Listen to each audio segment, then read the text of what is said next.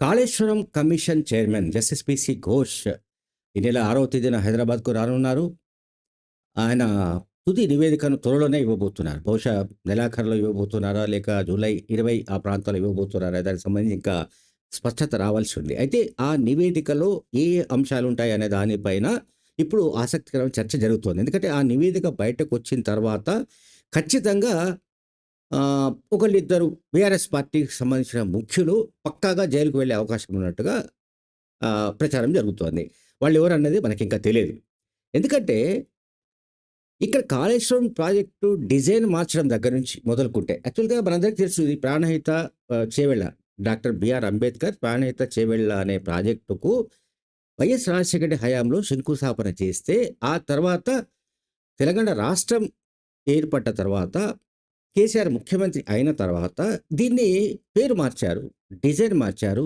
Locations కూడా మార్చేశారు. తుమ్మిడిహెట్టి నుంచి అది మేడిగడ్డ వరకు మేడిగడ్డకు షిఫ్ట్ అయింది. సరే అదొక వివాదం నడుస్తోంది. తుమ్మిడిహెట్టి దగ్గర నీటి లభ్యత లేదని కేసీఆర్ వాదన.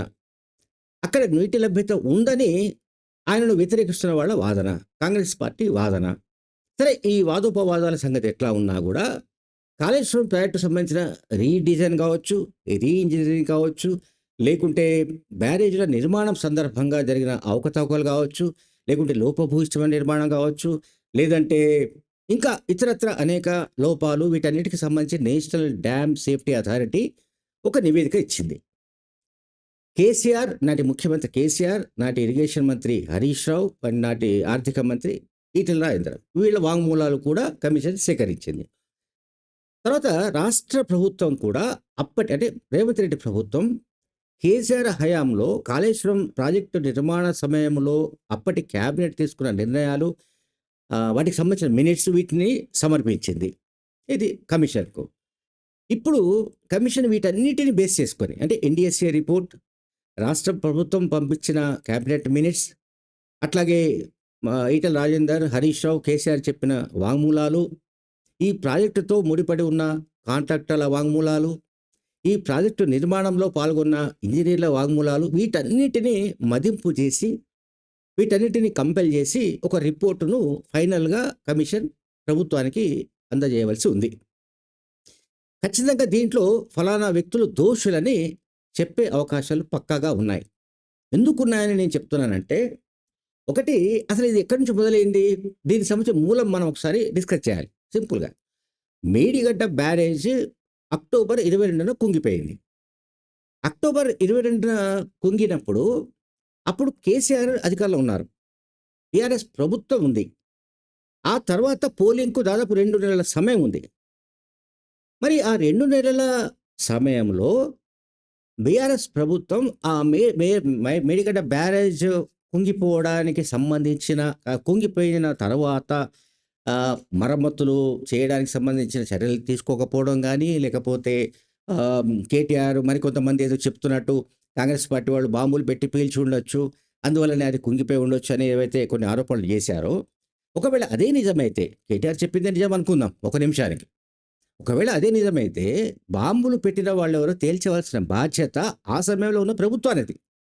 రేవంత్ రెడ్డి ప్రభుత్వానిది కాదు. ఎందుకంటే ఇన్‌స్టంట్‌గా ఎప్పుడైతే ఒక ఇన్సిడెంట్ జరిగిందో, ఆ ఇన్సిడెంట్ జరగగానే అప్పుడున్న ప్రభుత్వం తక్షణం స్పందించి ఆ సంబంధిత పోలీసులకు ఇన్‌స్ట్రక్షన్స్ ఇవ్వాల్సి ఉంటుంది. నిజంగానే బాంబులు పెట్టి వాళ్ళని పేల్చి ఉంటే, కాంగ్రెస్ వాళ్ళు పేల్చారా? మరొకరు పేల్చారా? బాంబులు పేల్చిన కారణంగా అది కుంగిపోయిందా? నిర్మాణపరమైన లోపాల వల్ల కుంగిపోయిందా? అనే దానికి సంబంధించిన ఇష్యూ ఇప్పటికీ బర్నింగ్‌గానే ఉంది.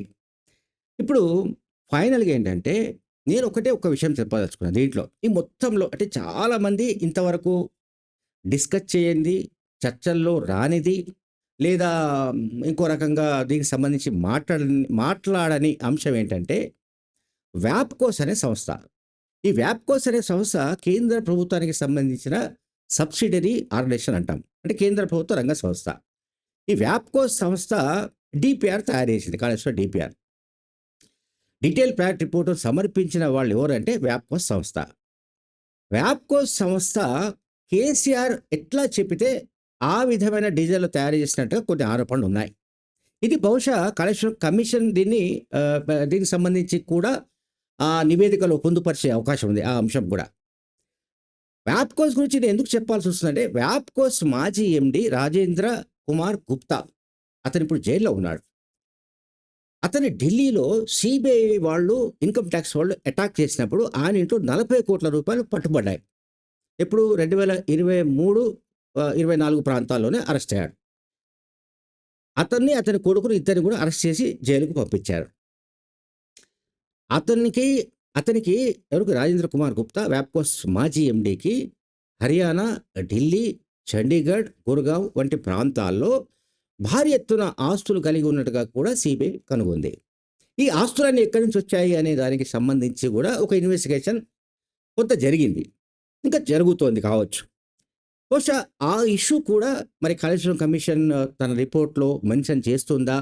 వ్యాప్‌కోస్ ఏ రకంగా ఆ డిజైన్ చేయగలిగింది? ఎట్లా చేసింది?